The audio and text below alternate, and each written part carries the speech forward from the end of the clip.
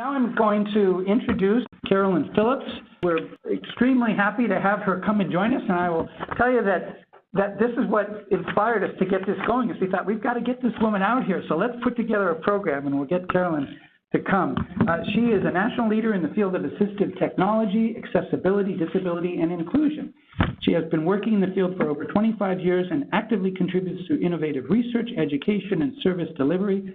Carolyn serves as the director and principal investigator of the Center for Inclusive Design and Innovation in the College of Design at Georgia Tech. Come on down, Carolyn. Thank you. Okay, now let's see here. All right, I'm going to go ahead and get started. And I want to tell you that I was doing this talk at a national conference for MS, and your awesome Dr. Brown was in the audience. And it was a pretty full room. There were a lot of folks that were coming up after and talking. And instantly, as you started talking about some of your work and this center and y'all, he loved you. And he was like, we need you to come and talk with us. And I was like, I will do it. You invite me, I will be there. And so here we are, and thank you. What's that? It's 2 years in yes, 2 years in the making. And so thank you for keeping your promise. I'm keeping my promise. And the promise I also want to make to you is that this is a conversation that can continue. This is not we met for an hour and 15 minutes and then that's it. I am so impressed with what I've seen here with Lorena and Dr. Brown, and I would love to hear more about the work you're doing. And so, in the progressive point of view, I don't know if you realize how lucky you are. I am in Atlanta. I work at Georgia Tech. I'm a rambling wreck. I'm absolutely proud of that. I also went to the University of Georgia, so I bark and buzz. But we don't have a center that's doing as innovative work as y'all are doing here. And so part of my mission is also to grab some of this good stuff and go back. I also want to let you know that this is personal for me too, and I'm going to talk more about that in a moment. So I may get a tiny bit teary, but we'll hang in there together. But this is absolutely something that I believe in. I believe time is the most valuable thing we've got, and I appreciate you spending your time today to carve out this space to see, what is that one idea, or that two idea, or that three idea, that thing that's going to change your life, make perhaps life a little easier. And I do encourage you to do exactly what Dr. Brown is saying, which is not just, sit and listen, but act on it and tell other people about it and share that. I feel like that sometimes the solution is just a person away, and if we just turn to the person as opposed to looking at our phone or what have you, and said, what do you think? How can I help you and how can you help me? I believe in interdependence as opposed to independence. That's a big difference. I don't think any of us are truly independent. I'm not truly independent. I am interdependent. And I think that that's part of the deal. So I encourage you to tell more folks about what you learned today. And let's keep the conversation going. So does that sound cool?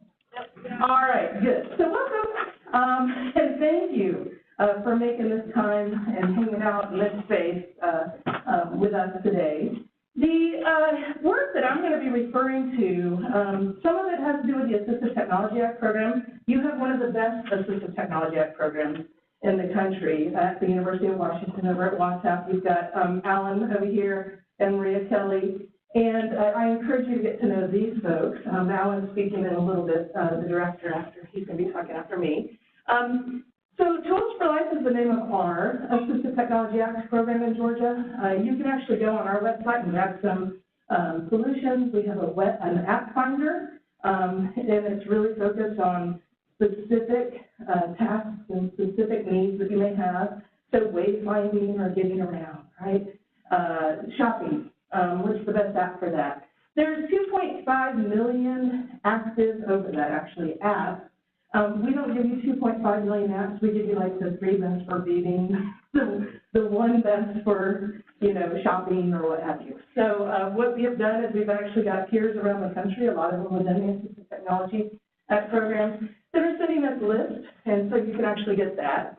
We do some pretty darn cool research within our design and technology for healthy aging. So some of the work I'm going to be talking about is coming from that. Some of the technology solutions that I'm talking about are coming from our Wireless Rehabilitation Engineering Research Center, and then we also have a grant called TechStage. And so some of the work I'm going to be talking to you about is coming from that. The cool thing about technology, and one of the things I absolutely love, is that it is ever evolving. When I was here, one of the things that I was seizing the opportunity is to meet with some folks from Microsoft. Some of the things that they're creating continue to be on that, cutting edge. Same thing with what I'm seeing out of Amazon. Same thing, actually, with some of the other big name companies, Apple and Google and all of that. What we need to do is be a part of the conversation. They're in the backyard, and they are calling me in Georgia and saying, hey, can you find somebody who has Parkinson's that likes to play Halo that'll do a test for me? And I'm like, yeah, I sure can. But I bet you could find somebody who has Parkinson's who's in your backyard. But I don't mind that they come to me. But it would be good if they came to you. But know that these companies are looking for subject matter experts. And you are a subject matter expert just by your experience. So I would lean into that, and really embrace that. I am at the Center for Inclusive Design and Innovation, and innovation, absolutely, and Dr. Brown, I appreciated you giving a shout out about innovators. I am often standing in that space of what can we create, what's the next thing. I also can hang back there in that other space of what's worked for 20 years, and so, but what we do is we move very quickly from problem to product, from strategy and solution, to what's next, how do we apply it. I love research, but honestly, I love research when it's applied, when it makes a difference. And once again, it goes back to this true thing that I believe about time, is that for many of us, that clock is ticking, and it's ticking pretty loud. And I need to get those solutions today. And so that's where I hang out, in that space. Our Tools for Life program, the mission statement is one that's pretty simple. We're here basically to provide, and it says Georgians, of all ages, all disabilities, the opportunity to gain access to. And when we say access to, what we mean is that you can try things out before you buy them, that you can borrow equipment, that you can come and see different features, feature matching, those types of things. And then acquisition of, and in Georgia we have a program called Creditable. Here you have a program that we actually have emulated, the Washington Access Fund, which is helping you acquire assistive technology. So take advantage of that you're going to hear in just a few minutes from Francine, but there's also a booth out there, a table out there. So access to and acquisition of assistive technology devices and services so you can live, learn, work, and play independently in communities of your choice. Every single word in there actually is reflective of the law, the Assistive Technology Act law, and your program is WATAP. And so get to know them. I put up here, know WATAP. Same thing, but better in some aspects than what we're doing in Georgia. Often, hanging out there and doing some even cooler things. So get to know them. So similar to what Dr. Brown was saying is, why are we here? And I love that you actually have that slide. And this is where I might tear up. The reason why I am here is because I am one of, and we're going to say tens of thousands, hundreds of thousands of people who is at risk for Huntington's disease. My mother, who I absolutely love, and still love, who's moved on, had Huntington's, and this is hard. And both my uncles passed away from Huntington's, and my grandmother passed away from Huntington's. My sisters live at risk. I am in that space with you when it comes to neurodegenerative disease processes. I am in research projects when they're looking at what can we do to help people with Huntington's. I think that I'm not symptomatic, who knows, but I am very aware of that clock that's ticking. I'm about to turn 50, and I know, right? Now, why did you do that? Did you think I was 80? Oh, sure, okay. I was like, that was great for 80.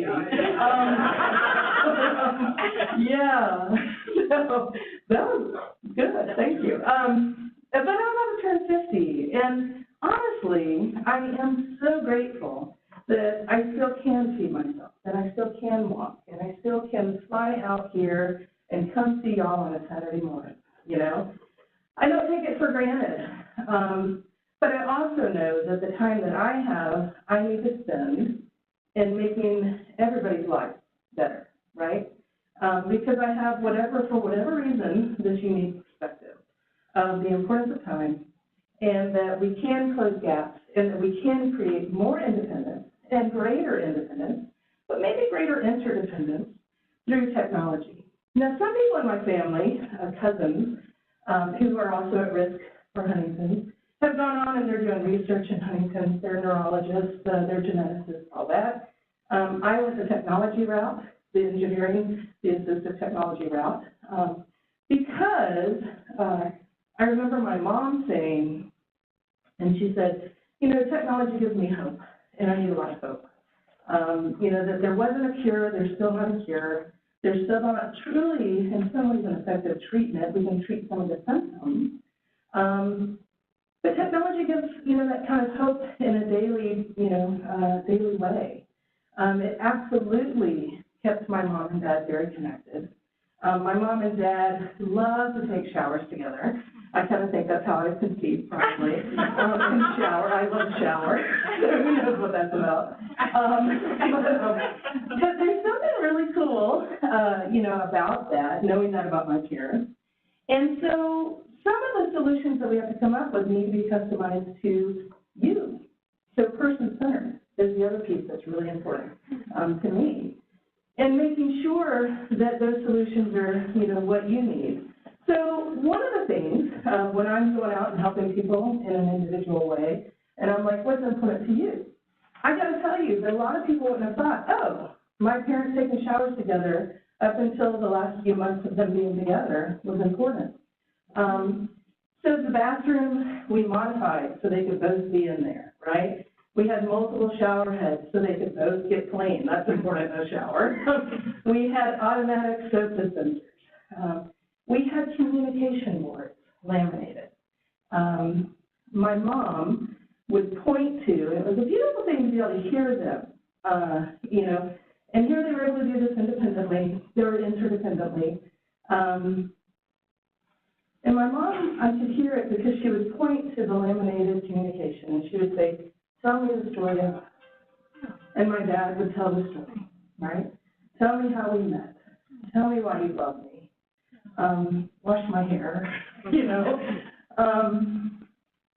Those are things that matter, right?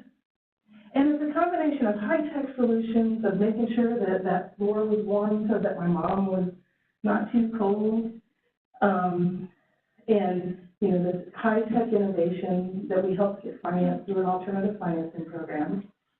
And then these low-tech laminated solutions of a communication board that just says, remind me of who I am, right?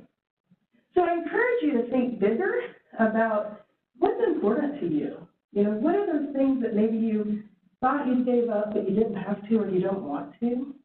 What are those things that, if you just have somebody who will sit there and hang out with the intent of figuring it out with you, what are those things? And know that you have a team here that can help you with that at WATAP. You also have me, because we're family. We're hanging in the same space. We're both looking for cures, but until that day comes, we're hanging out there with technology, and it's giving us hope. So I used to say we're here to master our skills, expand our knowledge, build strong schools and communities and all that, create inclusive and united communities. But really, the reason why I'm here today is because of my mom, and because I feel like that we're connected. That's my mom. Yes. Yeah, that's her. Frances Virginia Vaughn Phillips. And these are all of her grandkids. And it's cool because they also are very aware of all the different technology solutions and all of those things. All of us have guiding principles, and a lot of times we don't state them. We don't even know in some ways what they are. I think it's important for us to know what our guiding principles are, and here are a few of mine. I believe we are collectively brilliant. I really do believe this. I think that we can create innovative paths and create bright futures for everybody. I really believe it. It's not something that I'm just saying, oh, wouldn't that be a nice thing to say? I see it manifest time and time again. When, there's a couple that I'm working with who, the woman, the wife, has MS, the husband retired early so he could help hang out and, take care of, and they really take care of each other, honestly. I think that whole idea of that one's taking care of the other, we really do. I saw it with my parents. My dad would actually say, your mom makes me better. I was like, she does. She really does. And so here's this couple.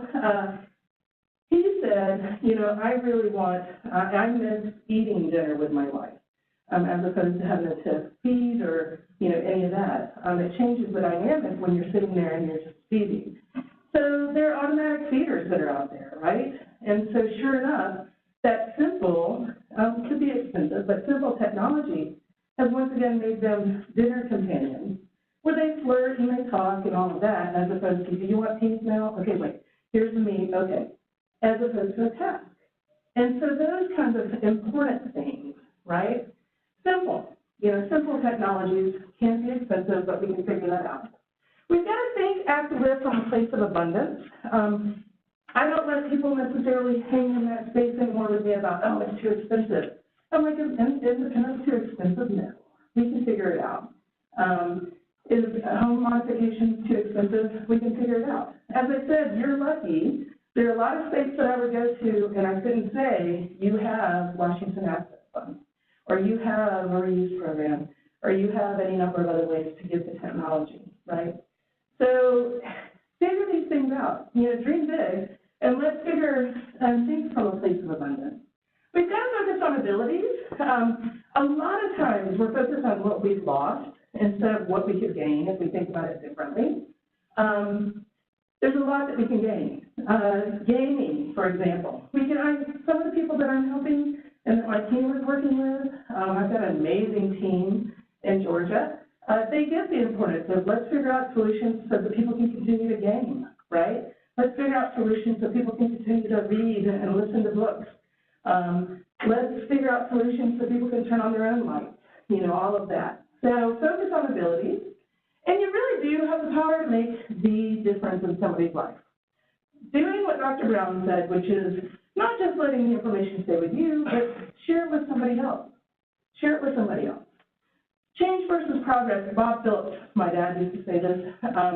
I feel like we're making a lot of progress finally in the technology field, and I think that's an exciting space to be in. It's not just changing. So the solutions, that I'm suggesting, or some of this technology that you're going to hear throughout the day about exoskeletons, that super cool and sexy stuff, some of the van modification stuff, that's progress. And so it's not just changing the way you do something, but actually moving it forward. So, and this is a picture of my dad, who also has, but with my sisters. I believe disability is natural. This is part of the Assistive Technology Act, the public law that funds our program and law tax program. And I always show this slide because it is a guiding principle of kind of where we come from with the AP Act. Disability is natural, and it is a natural part of our human experience. And I think that if we can think about that yes, my mom had Huntington's, and I'm living at risk for Huntington's. It's a natural part of the human experience. And I can fall into that space of, oh no, and I still do, where I'm like, oh no, I'm overwhelmed, what's going to happen? But I think that sometimes people forget that disability is natural and that it is a part of our human experience. And that's where technology can jump in. It should no way diminish the right of individuals to live independently, enjoy self-determination, benefit from education. If you want to go back to school, go back to school. If you want to take a math over online course, take it, right? Pursue meaningful careers. If you still want to work, One of my favorite things is working with some folks. I went to an MS support group in Georgia. We have 16,000 people living with MS in Georgia. And vast majority of the group wanted to keep working. And I'm like, let's make it happen, right? Because it's a natural part of the experience, and let's keep you working as long as you want to, right? So let's figure it out. Or enjoy these full inclusion and integration into political. One of the things we're working on right now are voting machines. And so we do user experience UX testing, accessibility testing. So we're already lining up people who are going to be helping us test these voting machines. One of the things about voting machines is that we've also proven at Georgia Tech that they can get hacked by our freshman students, which is not great. Yeah, that's a problem, right? That's a problem. So we're trying to be part of the solution, and so we've got a couple of folks with neurodegenerative disease processes that are helping us learn how do you actually make sure voting is accessible. If you have Parkinson's or you have Huntington's and you have a movement disorder, doesn't mean you can't vote. Yeah, you can hit the button, and we should be smarter. The technology should know that we're coming and we're ready, right? So vote. And I hope y'all are all voting. So, and also understand and enjoy, all of the cultural, the movies, all of this. I find, and think about this is a big shift, that disability is often a consequence of the environment. So a lot of times when I'm coming into a public place or I'm coming into a work site or my team is going into a home, we're looking at the environment and we're trying to figure out, okay, disability is a consequence of the environment. So how do we actually bridge all of that? How do we actually hang in that space with you and figure out so that, it doesn't become the issue, right? Part of why we had to renovate the bathroom is you had to step up and over. It was too small. There was no communication. The bottles were going all over the place because we were squeezing bottles, and my parents were not all together clean because we didn't have all those shower heads. That disability was a part of the environment there. And so rather than saying, nope, no more showers together, we changed that, right? So think about that and also know that we can actually change a lot of that. When it comes to assistive technology, and you're going to hear this definition more from my buddy Alan over there, but basically what we're looking at is pretty much anything. Anything can be assistive technology, low tech, high tech, and you'll hear more about that in a few minutes. I absolutely believe in this person-centered. Success breeds success, and I believe that what's important to you is what's important to me. And so if you tell me that what's important to me is that I have breakfast with my children or whomever across the country, then I'm going to be thinking about how do we make that happen, right? Telepresence is how we can make that happen. And we can do that in some pretty inexpensive ways. No matter where I traveled, I often would remote in through telepresence. We were using FaceTime or Skype or other telepresence mechanisms so that I could have breakfast or have a meal or have tea with my mom. And the cool thing is, towards the end of her life, she said, oh, you saw me every single day. And I was like, yeah, I still could have a career, and my mom knew that I was still there. And that's pretty darn cool. So whatever's important to you, person-centered, it should be the piece that we're working from, and then we can figure it out. My daughter, she has a thing called schizencephaly. It's very rare. Does anybody know what that is here, by the way? You have a center here that actually works on this. It's one of the only ones in the country. Dr. Brown should. I mean, she should, right? He shook his head. He kind of knows about it. That's cool. I'm not to put you on the spot. But, yes. So she has that. It manifests like cerebral palsy.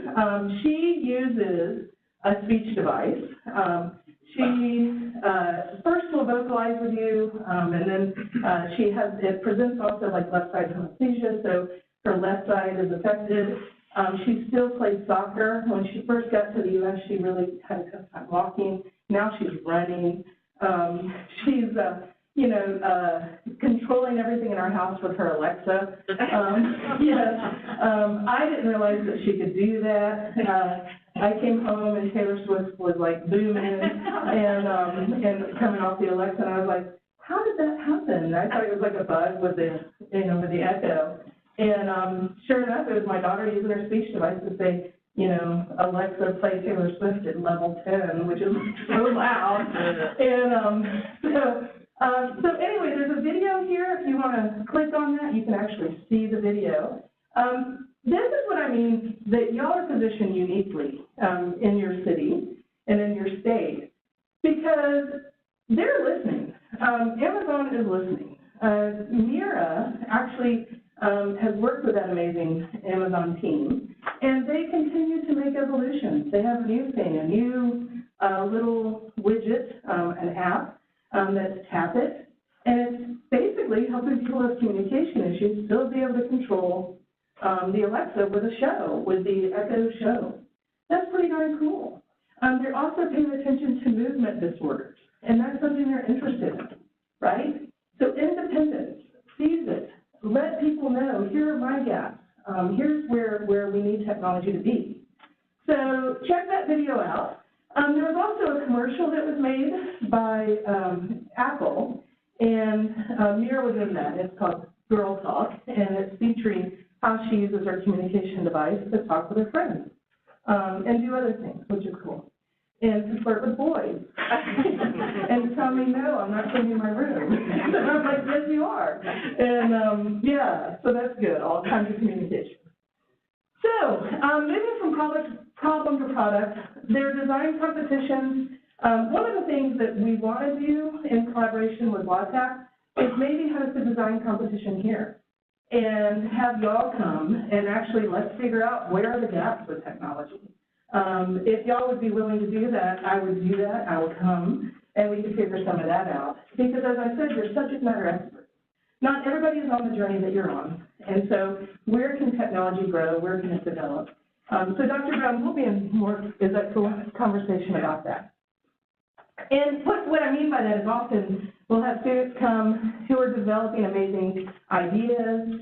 I want them to develop ideas that are relevant and things that we really need. And so we are doing this at Georgia Tech. It'd be cool to replicate it and try it in some other cities with other universities. And there are different devices that have been designed.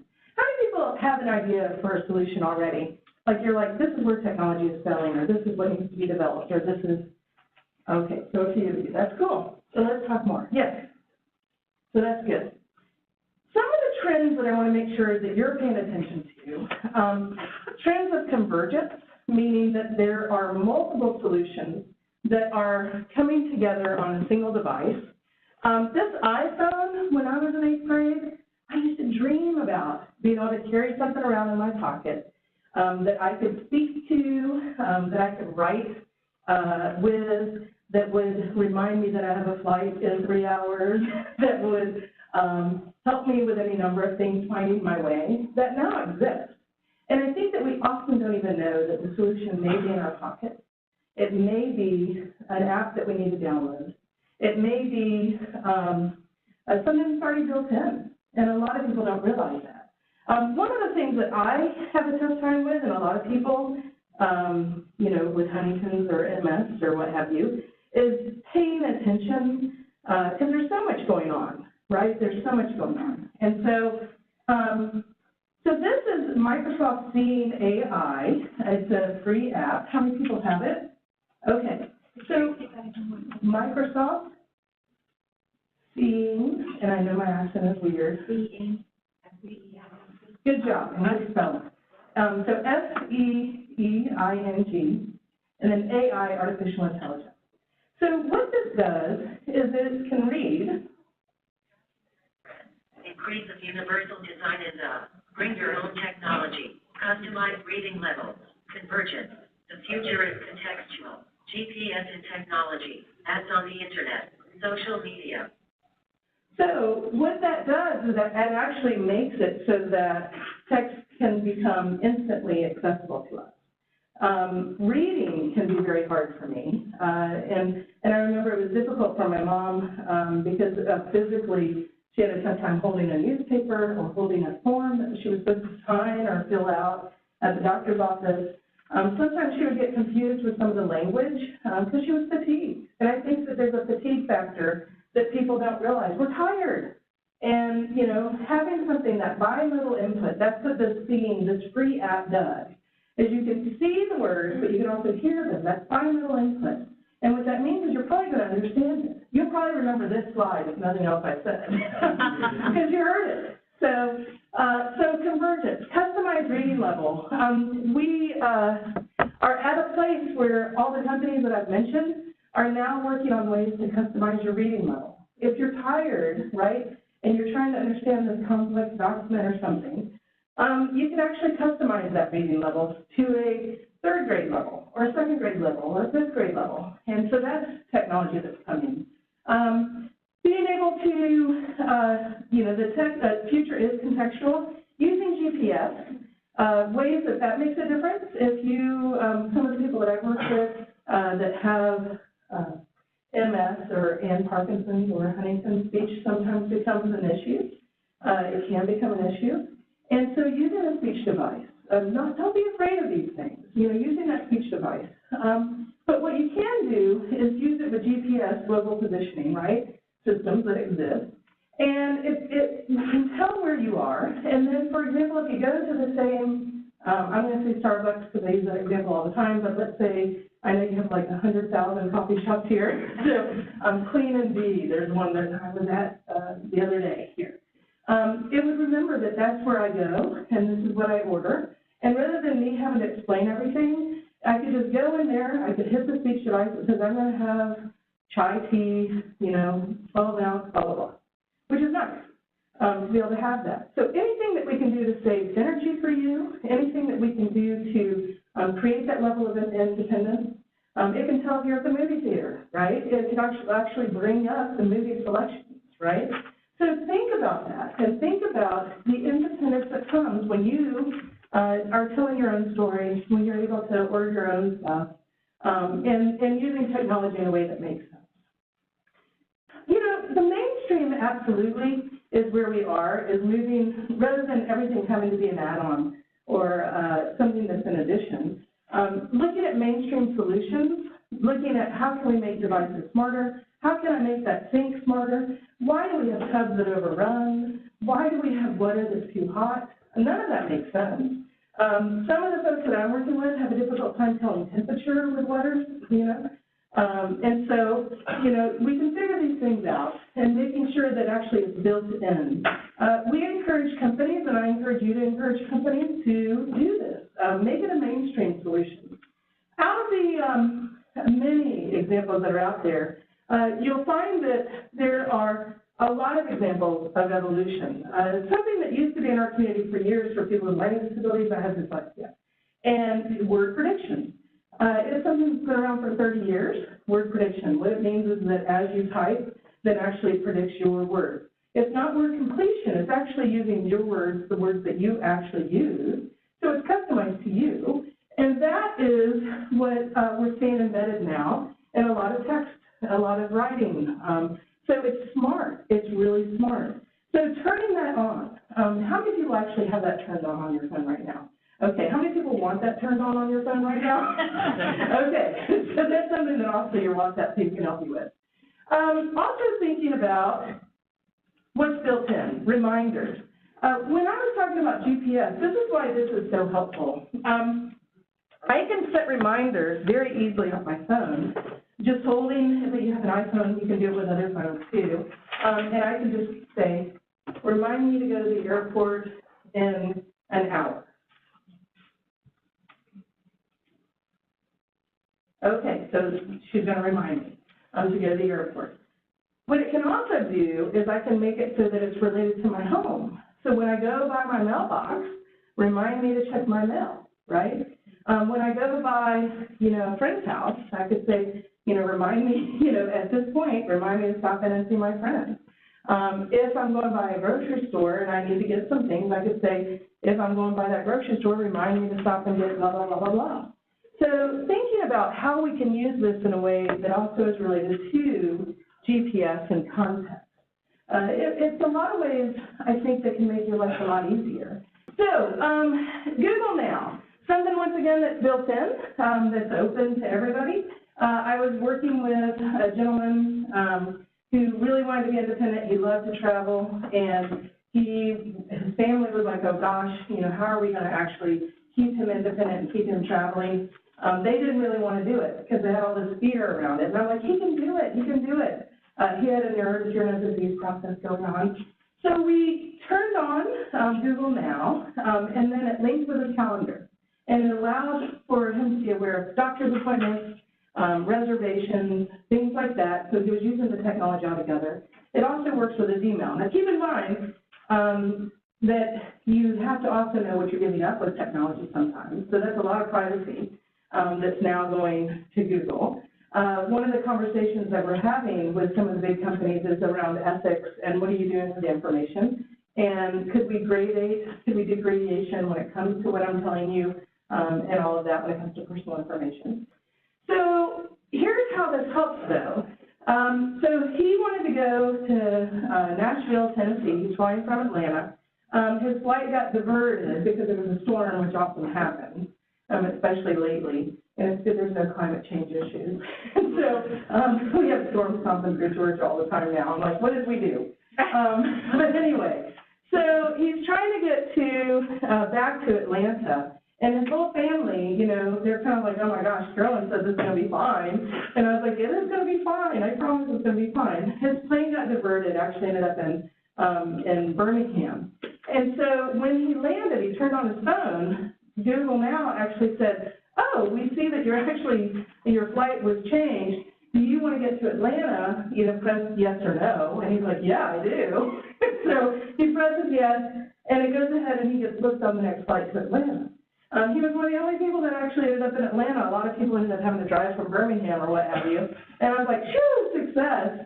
But the thing is that there's a lot that technology can do to help us.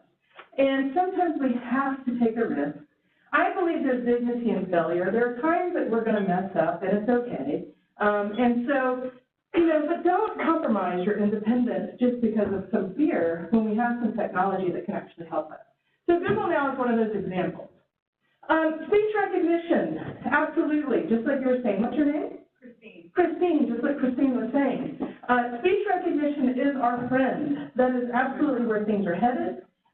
So if you don't have it turned on to your phone, turn it on to your phone. If you have an issue with speech, a lot of these speech recognition programs now can recognize communication devices.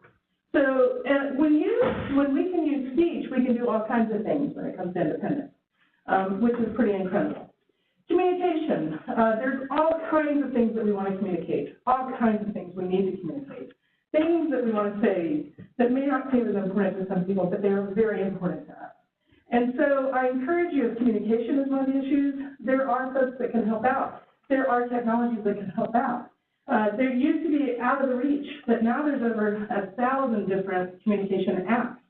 And so thinking about what does that look like and how can we actually utilize that? I think sometimes we also give up the things that bring us peace. And I don't want people doing that. One of the things that your program does and also Montana's program does, I think is pretty good about recognizing the importance of recreation.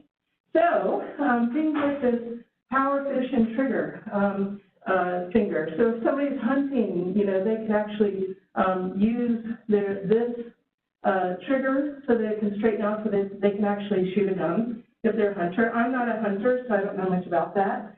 But a lot of people do like to do that. But this one-handed fishing pole or fishing rod where you can use one finger to push.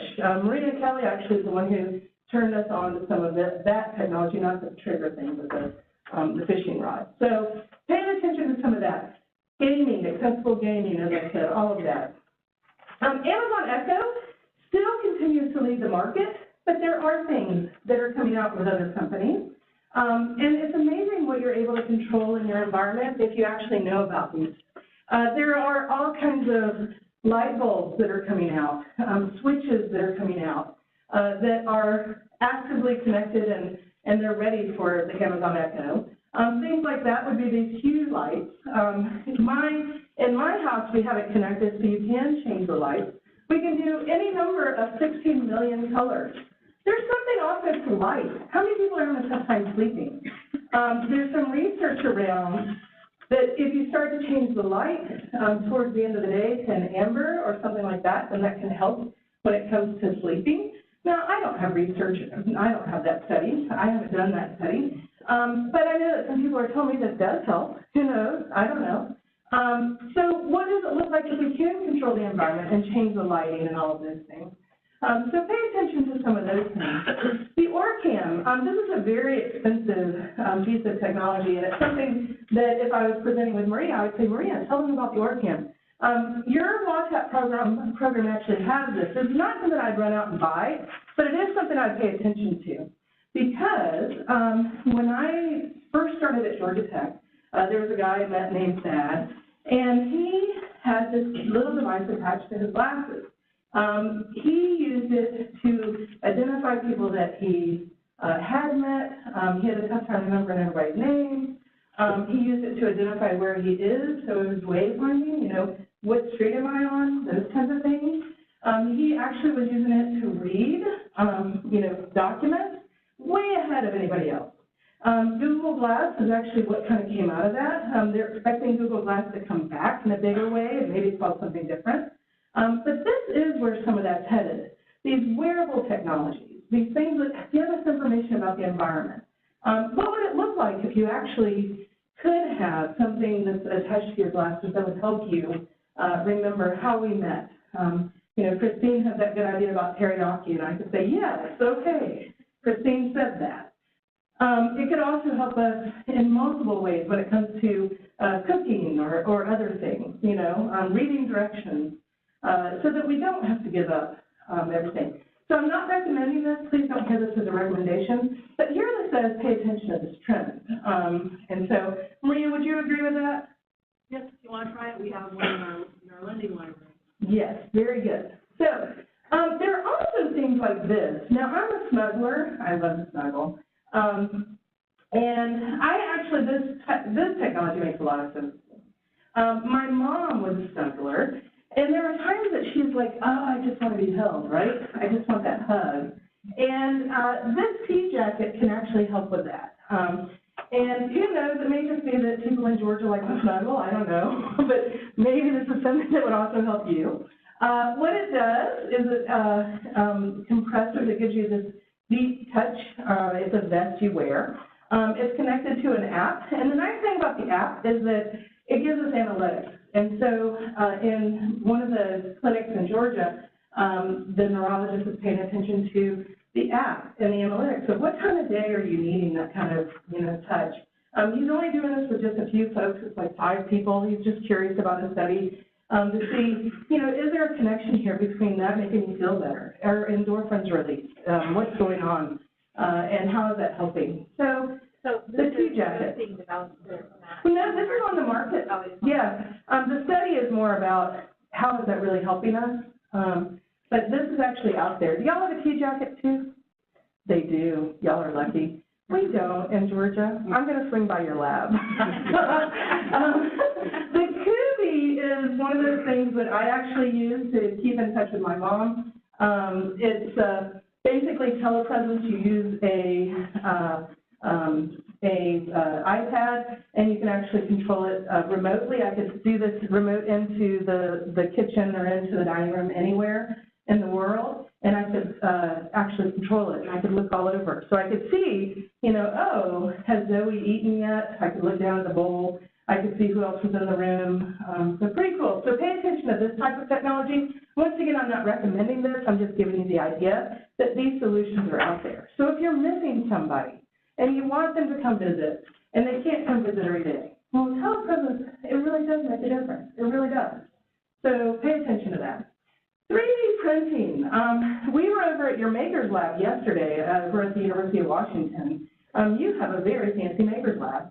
At Georgia Tech, we have a bunch of very cool things that we're doing with 3D printing.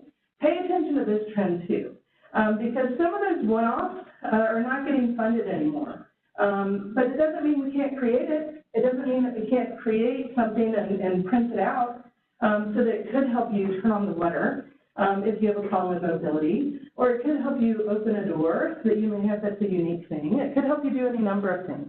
So don't let those barriers, remember, Disability is often a consequence of the environment. Don't let that be your disability, right?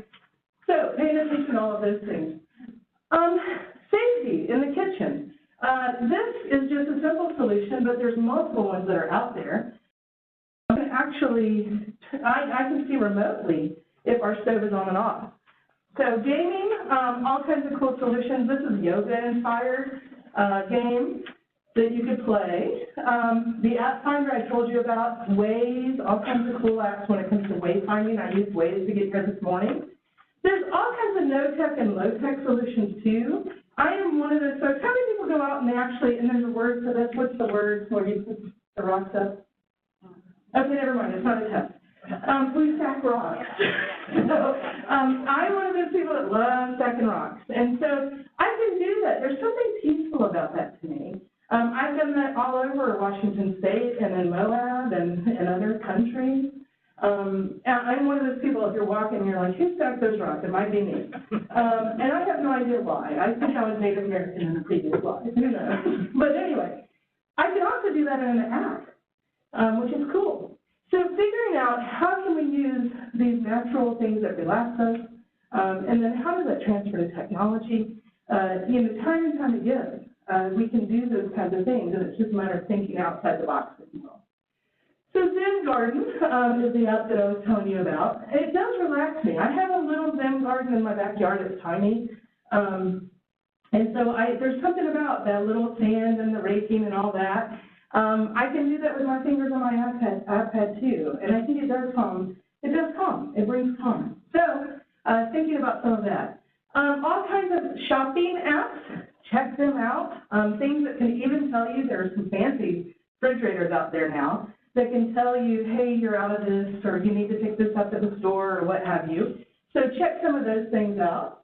Also, I am a big believer in continuing to grow our minds. I believe in neuroplasticity. My mom lived long after people thought she was going to pass. Part of it is that she was an avid reader. And so we would download books on Audible that we knew that she liked, and she would just listen to them. I know that a lot of people, hearing those voices, part of why I like Audible is because it's professional readers often. And they have a whole thing called the Audis. Everybody's watching the Oscars, I'm paying attention to the Audis because I'm such a big fan of Audible books and Audible reading. So there's all kinds of things that we can do. You can actually control this with Alexa now. You can have, if you have the Echo and you have audible.com, you can actually have that read out loud to you through that. So some of the ways that things are changing, just a few slides on this.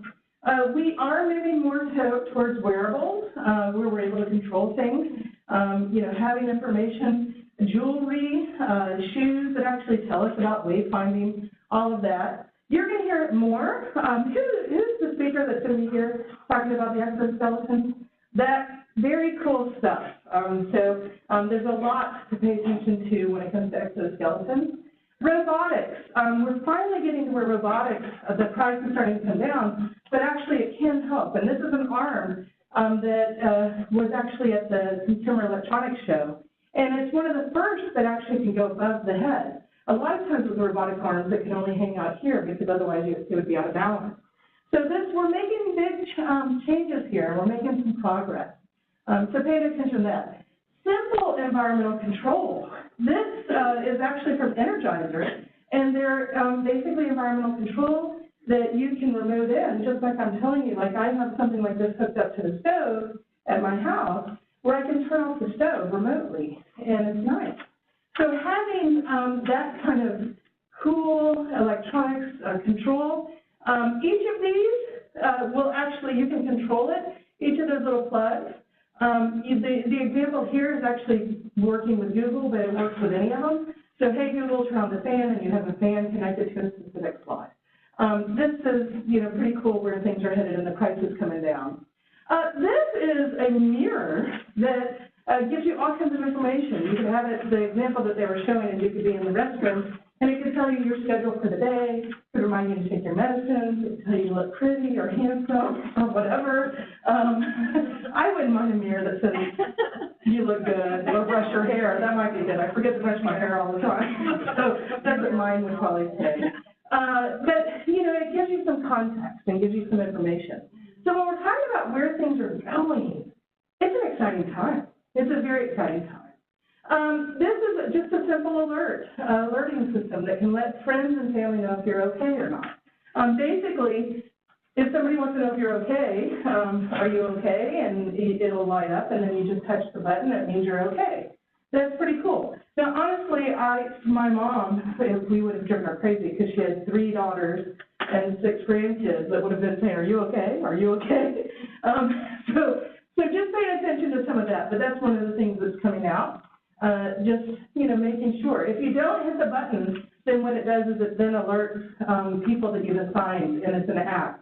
And it'll say, hey, you should go check on so-and-so, and then, which is cool. So one of the things that was hard as a family member who very much loves my mom and dad is are they okay? In the middle of the day, I would have this feeling of, oh my gosh, they're not okay. Now, honestly, it wasn't telepathy. It was just me having anxiety about whether or not they were okay. So I can see where this would be helpful. Medicine management, all kinds of cool things coming out with medicine management, and some things that are still out there. They're oldies but goodies. So I know WhatsApp, I was just in your lending closet. It looks like y'all have some medicine management stuff. And so just pay attention to some of this. There's one over here that has televisits where you actually would stand in front of it, and then it dispenses your medicine. There's another one over here that actually has a little security lock on it, so you actually punch in a number, and then you get your medicine. So it depends on what's the issue. This is a medicine cabinet. There's a mirror in front of it, and then it opens up, and it dispenses your medicine. So all kinds of evolution in this. One of the areas that we've been researching heavily, University of Washington's researching it, Georgia Tech is researching it, is medication adherence. Our doctors are giving us, you know, medicine that's supposed to be helping us. I think sometimes we don't know if it's really helping because are we taking it correctly? My uncle early on, he would take his medicine only when he was depressed. And we were like, that's not how you're supposed to take it. And he's like, that's how I'm going to take it. And I'll take it with some whiskey. And we're like, that's absolutely not how you're supposed to be taking it. Pretty sure that's not adhering. Yeah, so anyway. So that was my uncle. Awesome. Activities for daily living. This sink looks just like any other sink, but what it actually does is it can control the temperature. This is out, and it's by, I want to say it's Collier, but it can also, if you say I need a quart of water, it'll actually give you a quart of water. So it doesn't overfill, you know, which is nice. It can give you measurement. If I need 8 ounces, it gives you 8 ounces. So, and it's pretty cool that it does that. It works with voice activation. More bathroom stuff. Now, you know, I love showers, right? So this shower does all kinds of things. It'll sing to you. It will tell you about your day. It probably would tell you you're beautiful and all that if you wanted. But it also will regulate the temperature. It'll remind you what's next. Hey, you're supposed to shampoo. Did you do that? And that kind of stuff. This is a no overfill tub, and so basically it will never overfill. It just won't do it, and which is nice. It'll also help you with temperature. And that is a big issue for a lot of folks, is being able to regulate the temperature. This looks like a box, but it's actually a toilet. And what it does is as you're walking up, it lights up. There's lots of falls at night because we're a little tired, but we also don't have lights. And so this actually can tell as you're starting to walk towards it. It'll lift up and it'll adjust to you, which is pretty amazing. Because we all have, some people have a difficult time getting up off the toilet. My mom had issues with that. That's sometimes all she needed help with early on. And so this would actually adjust. We adjusted to her, and she was different than my dad, different size, different shape. And so we could say, here's one for my dad, here's one for my mom. The floor actually can weigh them and tell us who's coming to the toilet, which is pretty cool. You can change the lighting. It also will play music for you. And sometimes that helps, or if you need a waterfall. I sometimes need that. I'm like, oh, I'm so relaxed. It's good. Yeah, and I kind of wish it would say, good job. You know? But anyway. So. And we're just free. Right. You know what? We should suggest that. You're full of good ideas. So free. You need to come to the design competition. Driverless driverless, and so you notice I didn't say driverless vehicle. It's driverless tech. And I gotta tell you, y'all city, I love coming here, primarily because I have family here, people I consider family, and friends. But you have people like zipping around on all kinds of devices. So I wouldn't be surprised to see something like this. And this is basically a little vehicle that you get in. It is driverless. You can actually just tell it where you want to go, and it goes. And it takes you, and then it can park, and it's tiny. It's pretty darn cool. They're saying that they're literally months away from development of this, and it's just a matter of figuring out can we get it released. And so pay attention to where these things are headed. Transportation, I'm one of those that likes to go. You know, I don't mind hanging out at home for a little bit, but I've been like, okay, what am I going to do? I'm going to the library. I don't know why, but we're going to the library. We're going somewhere. And so, you know, it would be very hard. Not being able to drive would be very hard for me. So I'm glad that y'all are going to be talking about driving technology and soon. This is cool too. These are more technologies to watch. This is a wheelchair that actually will come to you. You actually call it and it comes to you, which is pretty crazy. I don't think it's been released yet, but we've seen it in action. This is a suitcase that actually comes to you, and then it'll follow you. So if you're using a wheelchair or if you're using a walker and you can't also carry that, it just follows you. It's very odd. It seems like it's kind of like a pet or something. So here's my pet suitcase. Yeah. So when I say there's hope, there's technology, there's all kinds of things. I know the journey that we share, this path, is not easy. It's not easy, you know. Not everybody understands, you know, the struggles and all of those things. Yes, you have a question or a comment or a brilliant idea. Well, I don't know. I saw something online, and it was, I think, developed in Europe, where it was a contraption that you drive up into in a wheelchair, and then the back kind of comes up to secure it, and then you can literally drive on the street in your contraption in your chair. Yes. Is that coming out anywhere in the U.S.? All kinds of designs. Do you see that in the design pipeline? Oh, yeah. But really and truly, we have seen all kinds of designs. One of the cool things that I get to do with our colleagues at Georgia Tech is see what they're designing, and that is one of many ideas. Yes, there are some countries that that's allowed, you know, or they're testing it. If you come to Georgia Tech and you're there at 2 and 3 in the morning, you see all kinds of things going around our campus. Because that's when Atlanta City has said you can test these things, and so because they don't want them just randomly going out and about. But yeah, so that's, and if it's not, then we need to tell people this is what we need. I saw it online, like within the last 2 weeks. Okay. And, can you send it to me? Yeah. Okay. And I'll give you my information. Okay. We'll figure this out. Okay. Thank you. What's your name? Anne-Marie. Anne-Marie, good job. Thank you. All right. Also, simple things like wayfinding, and that is one of the things that I know my mom had a tough time with. Some of the people that I work with that have MS and other things going on, could be fatigue, it could be any number of things. But just, where am I going? What was I supposed to be doing? Where am I headed? And so these are gloves that actually can tell you. You can put in the directions, and it'll actually tell you, okay, you're going to go right here, you need to go left here. And it gives you that kind of stimulation on your hands. These are shoes that actually tell you. It gives you vibration of, oh, you should walk this way, or don't walk that way, you know, which is pretty cool. So I encourage you to think big, to keep the conversation going. If there's a gap in technology, or if there's something that needs to be created, connect with your folks at University of Washington, connect with all the companies that you have in your backyard. They want these ideas, and they need those ideas.